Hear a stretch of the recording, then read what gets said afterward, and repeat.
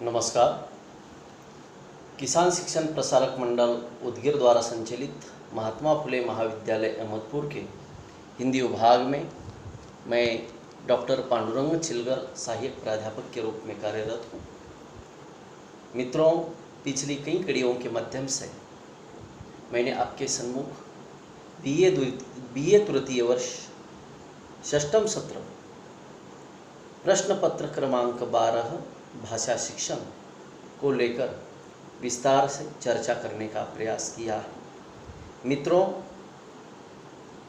भाषा शिक्षण के अंतर्गत वर्तनी को अत्यंत महत्व का स्थान है। शुद्ध वर्तनी के महत्व को लेकर हम चर्चा कर रहे हैं। जैसे कि मानवीय जीवन में भाषा जितनी महत्वपूर्ण है, उतना ही उस मानवीय जीवन में भाषा की शुद्धता भी महत्वपूर्ण है, क्योंकि भाषा ही मनुष्य के विकास का सबसे महत्वपूर्ण साधन है, माध्यम है, सब कुछ है। इसलिए भाषा के बिना मनुष्य का विकास, इसकी हम कल्पना भी नहीं कर सकते। मनुष्य एक बुद्धिजीवी प्राणी है। आश्म युग से पूर्व आश्म युग से ही मनुष्य का उत्पत्ति का इतिहास सामने आया। उस समय के मनुष्य की रचना, उसका रहन सहन, उसकी खान पान, उसकी वेशभूषा, उसका बोलने का तरीका निरंतर, यानी जैसे जैसे मनुष्य का विकास हुआ वैसे वैसे उसमें परिवर्तन आया। और वो विकास किसके माध्यम से हुआ है? तो उसका विकास हुआ है संप्रेषण के माध्यम से। और मानवीय जीवन के विकास का, संप्रेषण का सबसे महत्वपूर्ण माध्यम क्या है? तो वो है भाषा।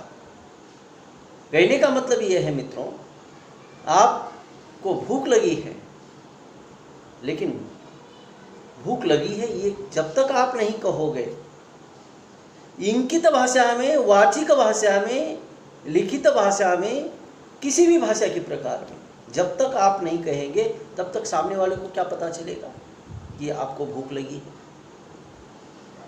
आप नहीं बोलेंगे तो आप भूख मरी से मर सकते हैं। इसलिए यानी ये संप्रेषण महत्वपूर्ण है, और इसी संप्रेषण के कारण मनुष्य का विकास हुआ है। ये संप्रेषण मानवीय जीवन के लिए अत्यंत महत्वपूर्ण है, जिस कारण आज का मनुष्य और पूर्व आश्म युग का मनुष्य, उसके बाद के कई कालों का मनुष्य, इतना ही नहीं कि आप थोड़ा आगे आइए, आपके दादाजी, आपके पिताजी और आप तीनों में जो अंतर है, आधुनिकता को लेकर, वह आप में ज्यादा है। आपके दादाजी से आपके पिताजी में अधिक है, और आपके पिताजी से आप में अधिक है। ये क्यों संभव हुआ? क्योंकि संप्रेषण का माध्यम ही उतना सशक्त और सक्षम बना,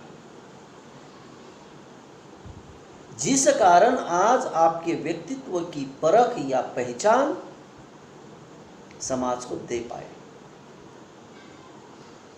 इसलिए मित्रों, आप एक भाषा के छात्र हैं, भाषा शिक्षण जैसा प्रश्न पत्र आप पढ़ रहे हैं, और आपके वाचिक या लिखित,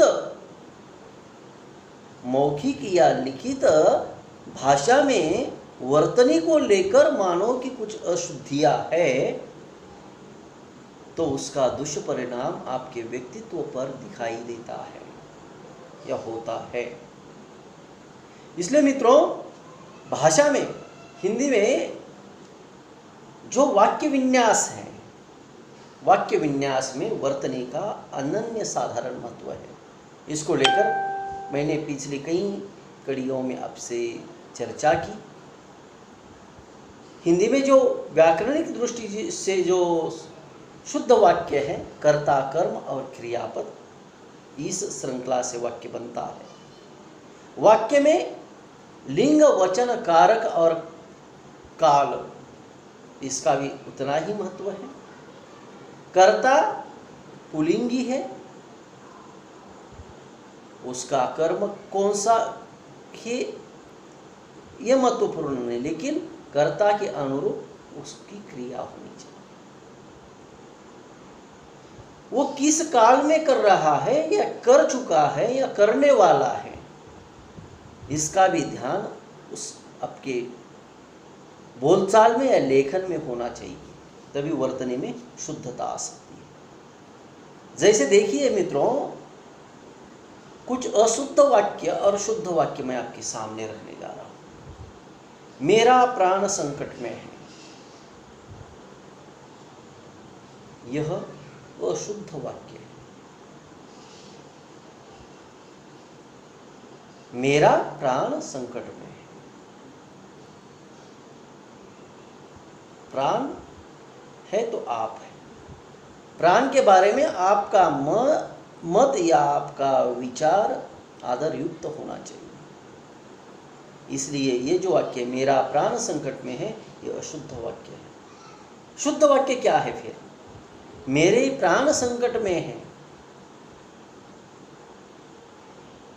और एक उदाहरण देखिए, मैंने अनेकों कहानियां पढ़ी है। अनेकों कहानियां, यहां पर अनेक वचन की विभक्तियों की उतनी दो शब्दों के लिए आवश्यकता नहीं है, इसलिए ये वाक्य अशुद्ध है। शुद्ध क्या है? मैंने अनेक कहानियां पढ़ी है। उसी प्रकार मैंने कई वर्षों तक उनकी प्रतीक्षा की। मैंने कई वर्षों तक उनकी प्रतीक्षा की। यह वाक्य क्या है? शुद्ध वाक्य है। और अशुद्ध वाक्य, हम कई बार ऐसा बोलते हैं कि मैंने कई वर्षों तक उनकी प्रतीक्षा देखी।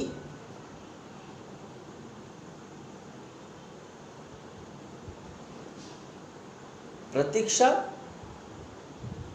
और राह समानार्थी है। या फिर शेर को देखा उसका प्राण सूख गया।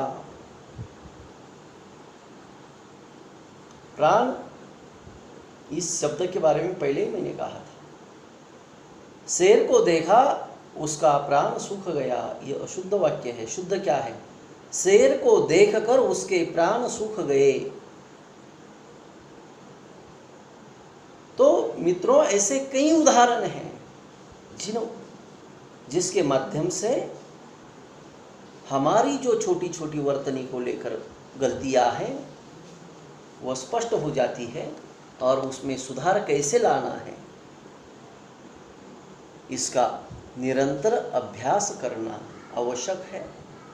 वर्तनी का मानवीय जीवन में जो महत्व है, इसको लेकर मैंने लगभग पिछली 3 कड़ियों के माध्यम से आपके सम्मुख मेरे विचार रखने का प्रयास किया है। आपने मेरी इन बातों को सुना, सहा, समझ कर लिया, ऐसा मानते हुए मैं यहाँ पर मेरे विचारों को विराम देता हूँ और धन्यवाद।